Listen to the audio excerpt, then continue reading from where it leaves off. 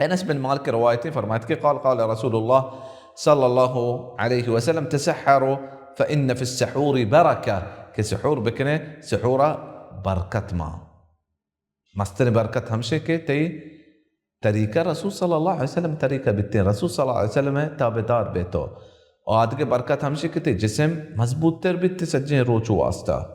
اور آدھ کے طریقہ ہمشے کے تو سحر وحدہ آگا بے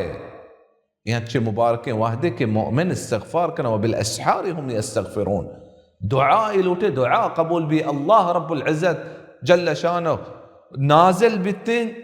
دنیا آسمانہ ہمیں طریقہ نازل بیتے کہ ای وتی ذات ما نزانے کو جم طریقہ بلے ما یقین مارا کہ اللہ رب العزت نازل بیتے دنیا آسمانہ فهل من سائل الله رب العزت فرمان فهل من سائل فأعطيه هل من مستغفر فأغفر له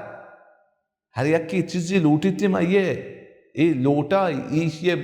ہر چیزیں لوٹی میں یہ دیا ہر یک کی توبہ کا استغفار کا میں یہ گناہ بخشا اللہ رب العزت کا پی بن عزیزہ گوڑا ای ہم یک برکت ہے کہ مبارک وحدہ تو آگا بے